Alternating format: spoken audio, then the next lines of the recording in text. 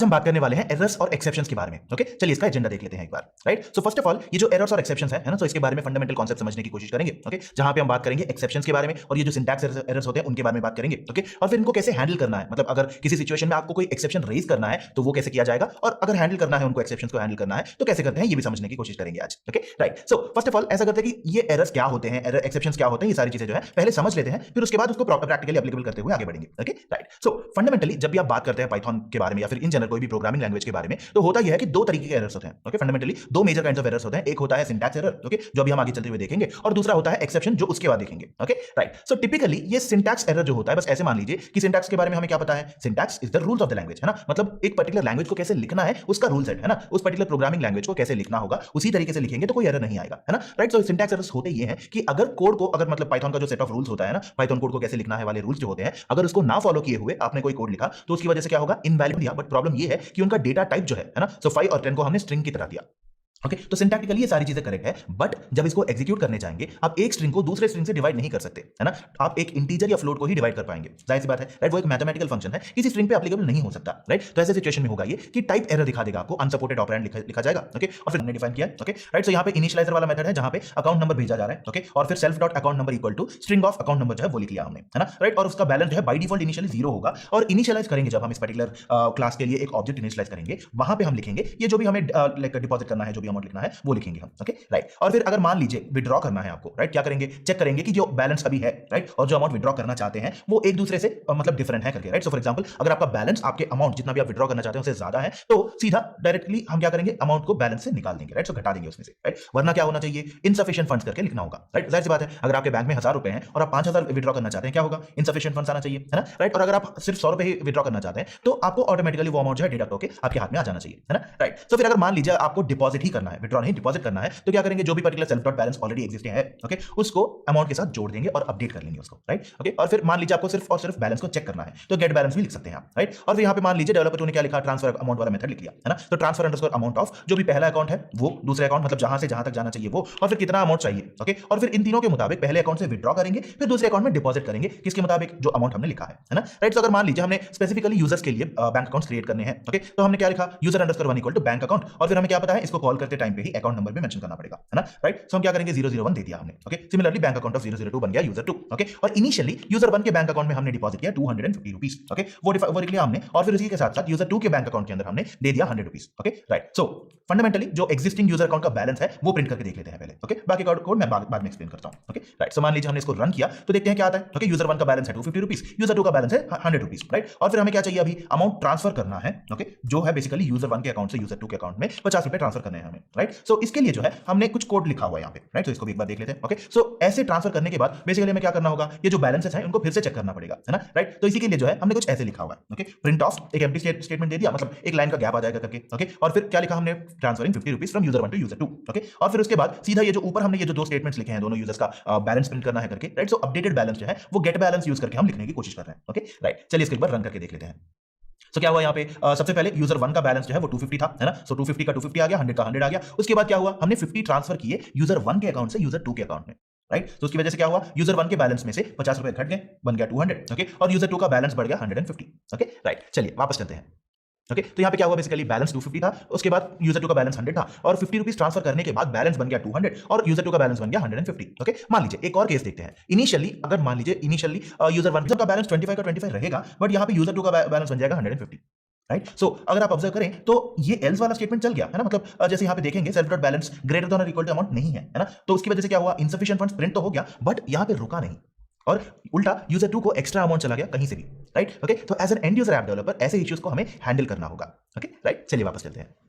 Okay, तो ऐसे situation में जो है हमें एरर्स को हैंडल करना होगा, मतलब फंडामेंटली ये एग्जीक्यूशन इशू ही है ना, और बिना किसी सोर्स के यूजर 2 को एक्स्ट्रा अमाउंट चला गया जैसे नहीं होना चाहिए। राइट, सो अनप्लान्ड अमाउंट चला जाएगा, तो ऐसे सिचुएशंस में हमें इश्यूज को हैंडल करना होगा। कैसे, टिपिकली ये एक बेसिकली अनएक्सपेक्टेड स्टेट होगा, है ना, तो इसीलिए जो है एज ए मॉड्यूल डेवलपर हमें एक एक्सेप्शन रेज करना होगा ताकि बाकी सारे डेवलपर्स को समझ आए और ये पता चले कि एरर है क्या। ओके, ऐसे सिचुएशंस में आपको करना क्या होगा, ना सिर्फ इनसफिशिएंट फंड्स दिखाना है but at the same time उस पर्टिकुलर प्रोसेस को, उस ट्रांजैक्शन को रोकने की कोशिश भी करनी होगी। राइट, दे दिया जहां पे इंटीजर चाहिए था, टाइप एरर आ जाएगा। ओके, डिक्शनरी में आपने सीधा कोई नॉन एग्जिस्टिंग की का नाम ले लिया, ओके, की एरर आ जाएगा and so on and so fourth, right. जैसे ढेर सारे बिल्ट इन एक्सेप्शंस होते हैं हमारे लिए, ओके, राइट। और अगर आप स्पेसिफिकली कोई particular built in exception class use करना चाहते हैं तो रेज नाम का कीवर्ड जो है वो यूज करेंगे, ओके, रेज स्पेस ऐसे सिचुएशन में, क्योंकि वैल्यू जो है अनएक्सपेक्टेड है ना, तो ऐसे सिचुएशन में मान लीजिए वैल्यू एरर लिखेंगे आप, जो भी पर्टिकुलर एक्सेप्शन क्लास आप यूज करना चाहते हैं वो, ओके, उसके ब्रैकेट्स के अंदर जो भी मैसेज आप डिस्क्राइब करना चाहते हैं वो लिखेंगे, ओके। तो इसकी वजह से जो है एक्सेप्शन इन द प्रोग्राम जो है वो आएगा, ओके, राइट। फंडामेंटली सिंटैक्स बहुत स्ट्रेट फॉरवर्ड है, रेज स्पेस जो भी एक्सेप्शन का नेम है वो लिखेंगे, ओके, और फिर उसके ब्रैकेट्स के अंदर जो एक्सेप्शन क्लास है, राइट, सो उस क्लास का नाम लिखेंगे, उसके ब्रैकेट्स के अंदर आप मैसेज पास करेंगे कि जो मैसेज दिखाना है आपको, राइट। सो ऐसे टिपिकली आप मैसेज मतलब एक्सेप्शन को जो है रेज कर सकते हैं, ओके,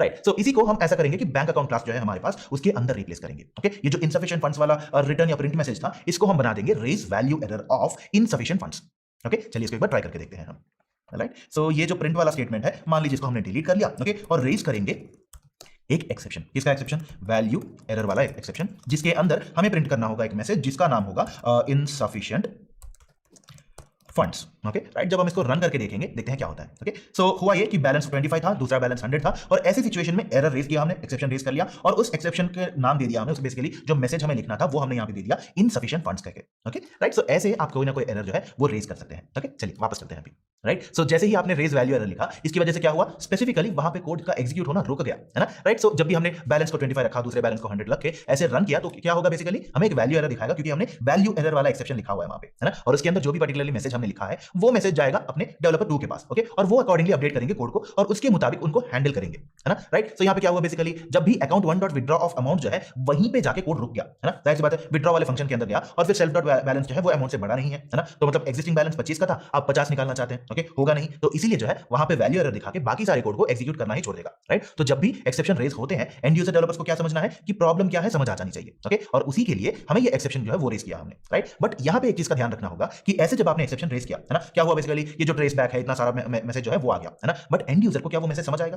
प्रोबेबली नॉट, क्योंकि एज ए डेवलपर आपको अंदाजा होगा कि हाँ भाई कोड के अंदर कोई ना कोई पर्टिकुलर लोकेशन पे, मतलब जैसे आपको यहाँ पे कोड में दिखेगा, है ना, राइट। सो वहां पे कोई ना कोई प्रॉब्लम है, उसको फिक्स करना है करके एज ए डेवलपर आपको समझ आ सकता है, but as an end user मुश्किल हो जाएगी आपको ये समझने में, है ना। तो इसीलिए जो है एंड यूजर डेवलपर को क्या करना होगा, ऐसे मैसेजेस को भी हैंडल करते हुए अप्रोप्रिएटली एंड यूजर को जो मैसेज दिखाना चाहिए वो मैसेज दिखाना होगा, राइट, ओके। तो इसी के लिए जो है, इसी बेसिकली ऐसे एक्सेप्शंस को हैंडल करते हुए प्रॉपर मैसेज को दिखाने को कहते हैं एक्सेप्शन हैंडलिंग या हैंडलिंग एक्सेप्शंस, ओके, ओके। ये तरीका क्या है अभी देखते हैं, राइट। तो इसके लिए जो है आप टिपिकली ट्राई एक्सेप्ट वाला ब्लॉक जो है वो यूज कर सकते हैं, राइट। सो पाइथन में ऑलरेडी ऐसे बिल्ट इन एक्सेप्शंस या कोई भी रेज्ड एक्सेप्शन को हैंडल करने के लिए एक तरीका है ट्राई एक्सेप्ट वाला ब्लॉक, ओके, जहां पे आप जो भी पर्टिकुलर कोड, मतलब आप चाहे जो कोई भी कोड लिखें, और अगर आपको लगता है कि वहां कोई ना कोई एक्सेप्शन निकल सकता है, रेज हो सकता है, तो वो सारे कोड को ले जाके आप लिखेंगे ट्राई के अंदर, ओके। सो बस बेसिकली जो आपका एक्जिस्टिंग कोड है उसी को ट्राई नाम के ब्लॉक के अंदर लिख लेंगे आप, ओके। सो बस इतना मान लीजिए कि वो कोड जो है, जो भी आप लिख रहे हैं, वो वाला कोड जो है, बस आप मानते हैं कि उसमें कोई ना कोई एक्सेप्शन रेज हो सकता है, इसलिए आप उसको ट्राई करना चाहते हैं, ओके। सो ट्राई वाले पार्ट में लिख लेंगे जो भी हमें जो भी विड्रॉ करना है, जो भी करना है वो पार्ट हम वहां पे लिख लेंगे, ओके। और फिर एक्सेप्ट वाले ब्लॉक में अभी के लिए रिटर्न फॉल्स लिखेंगे हम, ओके,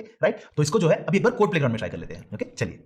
सो ये जो हमारा कोड है, हमें क्या करना होगा, ये जो ट्रांसफर अमाउंट वाला पार्ट है यहां पे अपडेट करना होगा। क्यों? क्योंकि जैसा आप यहां पे एरर में देख सकते हैं मेरे राइट साइड पे, राइट। सो लाइन नंबर 21 में जहां पे ट्रांसफर अमाउंट लिखा हुआ है, राइट, सो वहां पे एरर आ गया और उसके बाद एग्जीक्यूट होना रुक गया, है ना। तो इसलिए क्या करेंगे कि हमें समझ आ गया कि ये दो वाले लाइंस जो है, इनको मतलब इनके इधर से कोई ना कोई एक्सेप्शन रेज होगा करके हमें समझ आ गया, है ना। क्या करेंगे, इनको कट करके ट्राई वाले ब्लॉक के अंदर डाल देंगे हम, ओके। और फिर यहां पे इसको जरा सा ऑर्गेनाइज कर लेते हैं, ओके।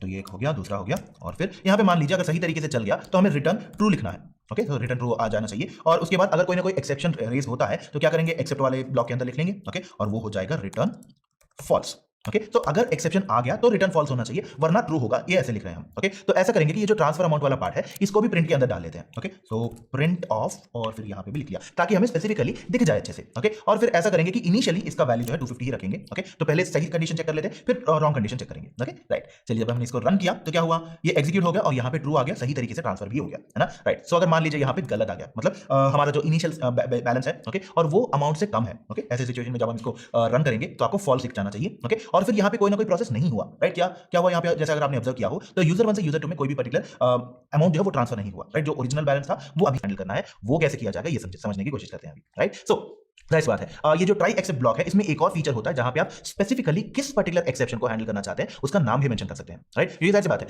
हर बार जब भी आप ट्राई को कॉल करेंगे वो हमेशा ट्राई के अंदर रन करेंगे, बट अगर कोई एक्सेप्शन आ गया तो एक्सेप्ट ब्लॉक में चले जाएंगे, राइट। तो ऐसे सिचुएशंस में जो है हम specifically specific categories of exceptions या स्पेसिफिक क्लासेस ऑफ एक्सेप्शंस को हैंडल कर सकते हैं, और फिर वहां पे हमें नेम देना होगा specifically, right. So try block के अंदर जो भी लिखना है लिख लेंगे, एक्सेप्ट के साथ साथ जो भी पर्टिकुलर एक्सेप्शन क्लास हम हैंडल करना चाहते हैं उसका नाम लिखेंगे। यहाँ पे क्या लिखा हुआ है, try, a equal to int of input of लिख लिया हमने, okay, b equal to int of input of लिख लिया, c equal to a by B लिख लिया, ओके। सो इनपुट लेंगे हम दो इंटीजर्स, ओके, दोनों को हम डिवाइड कर रहे हैं, पहले इंटीजर से दूसरे इंटीजर को डिवाइड करने की कोशिश कर रहे हैं, राइट। सो ऐसे सिचुएशन में मान लीजिए जैसे आप यहाँ पे इनपुट दे दिया हमने 5 और 0, ओके, तो ऐसे सिचुएशन में क्या होगा, ये एक जीरो डिवीजन वाला एरर है, राइट। सो हम स्पेसिफिकली ट्राई के अंदर जो भी एक्सेप्शन रेज होगा उसको हैंडल करेंगे एक्सेप्ट जीरो डिवीजन एरर वाले में, राइट। वहां पे हमने क्या किया, जो पर्टिकुलर एक्सेप्शन क्लास हम हैंडल करना चाहते हैं उसको हैंडल करने की कोशिश कर रहे हैं, ओके। और फिर वहां पे क्या लिखेंगे, सीधा उस पर्टिकुलर एक्सेप्शन को हैंडल करके प्रॉपर्ली एक मैसेज लिखेंगे यूजर के लिए कि देखो डिनोमिनेटर जो है वो जीरो नहीं हो सकता, ओके। और बाकी सारे केसेस में हम जेनरिक एक्सेप्ट लिख सकते हैं, प्रिंट कर लेंगे अनहैंडल एक्सेप्शन करके, राइट। चलिए इसको एक बार ट्राई कर लेते हैं कोड प्लेग्राउंड में, ओके, राइट। तो एक बार समझा देते हैं, ओके, राइट। सो इस इनपुट को जरा सा ऊपर कर लिया, ओके। ट्राई के अंदर क्या है, हमने इनपुट लेना है, दो इंटीजर्स का इनपुट लेना है और तीसरे वेरिएबल में a बाई बी करके डिवाइड करने की कोशिश कर रहे हैं हम, ओके,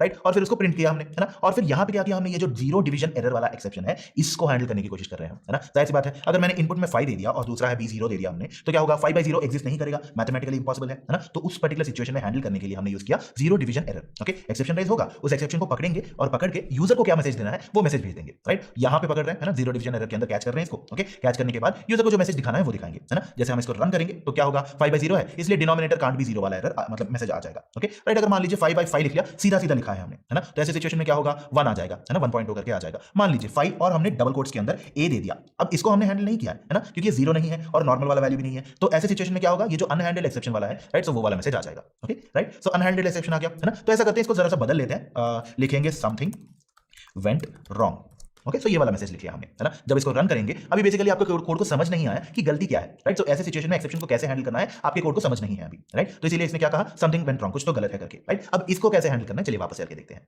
राइट। सो हमने क्या किया, बेसिकली स्पेसिफिक एक्सेप्शन को कैसे हैंडल करना है ये इसका एक ग्लिम्स देख लिया, है ना, राइट। तो अगर मान लीजिए हमने बदल दिया या फिर ऐसे सिचुएशन में 12 या a दे दिया, तो ऐसे सिचुएशन में क्या होगा, क्योंकि ये जीरो डिवीजन वाला एरर नहीं है, हमें अनहैंडल्ड एक्सेप्शन दिखाएगा, राइट। तो ऐसे स्पेसिफिकली आप कोई ना कोई चीज को यूज करते हुए समथिंग वेंट रॉन्ग ऐसे अलग अलग सिचुएशंस में लिख सकते हैं, राइट। अगर आपको मल्टीपल लिखना है, राइट, या फिर मान लीजिए किसी पर्टिकुलर एक्सेप्शन को जब भी आप रेज करते हैं, होता यह है कि फंडामेंटली जैसे हमने देखा कि एक्सेप्शन की अलग अलग क्लासेस होती हैं, है ना, ऐसी बात है, जीरो डिवीजन एरर है वो भी एक क्लास ही है, राइट। तो ऐसे सिचुएशन में क्या हो रहा है, बेसिकली जब भी हम रेज करने की कोशिश करते हैं, रेज वैल्यू एरर ऑफ करके, वहां पे आप एक क्लास को कॉल कर रहे हैं, राइट, वैल्यू एरर ऑफ करके आप एक क्लास को कॉल कर रहे हैं। तो ऐसे सिचुएशन में क्या होगा, एक ऑब्जेक्ट क्रिएट हो जाएगा उस पर्टिकुलर क्लास के लिए, ओके। हम उस पर्टिकुलर ऑब्जेक्ट को भी हैंडल कर सकते हैं, एक्सेस कर सकते हैं, ओके। और उसके लिए जो है एज नाम का कीवर्ड जो है वो यूज करना होगा, राइट। सो यहाँ पे क्या लिखा हुआ है, ट्राई है, ट्राई वाले ब्लॉक के अंदर जो भी कोड हमें लिखना है वो लिखेंगे। अगर एक्सेप्ट आ गया, मतलब कोई भी एक्सेप्शन आ गया, तो एक्सेप्ट एक्सेप्शन एज ई लिखेंगे आप, ओके। तो जो भी एक्सेप्शन क्लास होगा उसको सो एंड सो नेम से आप पुकार रहे हैं, ये कह रहे हैं आप बेसिकली, ओके, राइट। चलिए इसका भी एक एग्जांपल देख लेते हैं, ओके। फॉर एग्जांपल यहाँ पे क्या लिखा हुआ है, जैसे हमने बैंक अकाउंट वाला एग्जांपल देखा था, है ना। तो वहां पे ट्रांसफर अमाउंट के साथ साथ हम क्या कर सकते हैं, वैल्यू एरर को ले सकते हैं, ओके, और उसको ई नाम के एक पर्टिकुलर वेरिएबल के अंदर स्टोर करेंगे। वैल्यू एरर को जब भी कॉल करेंगे एक ऑब्जेक्ट निकलेगा, उस ऑब्जेक्ट को ले जाके आप स्टोर कर रहे हैं ई नाम के वेरिएबल के अंदर, ओके। और फिर उसके अंदर लिखेंगे हम print of string of E, print of type of E, print of E dot arguments, जो भी आर्गुमेंट्स ये पर्टिकुलर वैल्यू एरर वाला सिचुएशन ले रहा है, ऑब्जेक्ट ले रहा है उसको, और फिर इसके साथ साथ फॉल्स को, राइट। चलिए इसको एक बार कोड प्लेग्राउंड में ट्राई कर लेते हैं हम,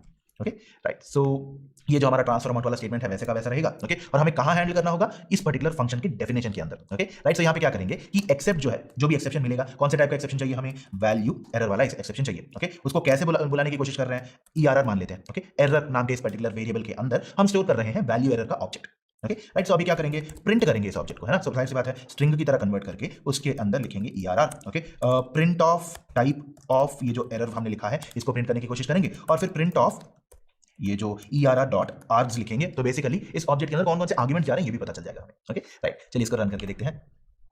तो क्या हुआ, इनसफिशिएंट फंड्स वाला स्ट्रिंग जो है वो आ गया, है ना, एरर क्या है ये आ गया बेसिकली। और फिर क्या पता है हमें, वैल्यू एरर टाइप का क्लास है ये, ओके। और फिर उसके अंदर आर्गुमेंट्स क्या जा रही है, इनसफिशिएंट फंड्स नाम का एक सिंगल आर्गुमेंट जा रहा है, ओके। तो आप ऐसे भी स्पेसिफिकली हैंडल कर सकते हैं आप, ओके। चलिए वापस चलते हैं, ओके। तो बेसिकली आप एक वेरिएबल के अंदर उस पर्टिकुलर ऑब्जेक्ट को भी एक्सेस कर सकते हैं, ओके, राइट। अगर आप मल्टीपल एक्सेप्शंस लिखना चाहेंगे, राइट, तो मल्टीपल एक्सेप्शन ब्लॉक्स, जैसे ट्राई लिखेंगे, उसके बाद एक्सेप्ट एक्सेप्शन 1 आ जाएगा जिसके अंदर बाकी सारा कोड है। अगर वो भी नहीं चला तो दूसरे कैटेगरी में जाएंगे, एक्सेप्शन 2 लिखेंगे, राइट। जैसे हमने पिछला एग्जांपल देखा था, है ना, ये वाला एग्जांपल, है ना, राइट। वहां पे क्या हुआ, हमने ट्राई किया और इनपुट आ गया 5,0, ओके, क्योंकि 0 है, जीरो डिवीजन वाला एरर आ जाएगा। अगर मान लीजिए वो नहीं है और कोई दूसरा केस है जहां पे हमने 5 स्पेस a दे दिया, 5 के साथ साथ कोई स्ट्रिंग दे दिया, तो वहां पे क्या होगा, वैल्यू एरर कैच कर सकते हैं हम, है ना। एक्सेप्ट लिखेंगे, वैल्यू एरर लिखेंगे जिसके अंदर होगा input should be an integer करके, राइट, इनपुट को इंटीजर ही होना है करके। एंड सिमिलरली एक्सेप्ट लिखेंगे, print something went wrong, okay, right. So अगर वो भी कंडीशन हैंडल नहीं कर पाए तो दूसरा लिख लेंगे समथिंग वेंट रॉन्ग करके, राइट। चलिए इसको एक बार कोड प्लेग्राउंड में ट्राई कर लेते हैं, ओके, राइट। सो ये जो जीरो डिवीजन एरर है हमारे पास, ओके। सो इसी को कॉपी कर लेते हैं अभी के लिए, एंड ऑफ फाइल एरर वाला सिचुएशन जो है वो हैंडल करना पड़ेगा, ओके। आप उसको एक बार ट्राई आउट कर सकते हैं, ओके। चलिए वापस चलते हैं अभी,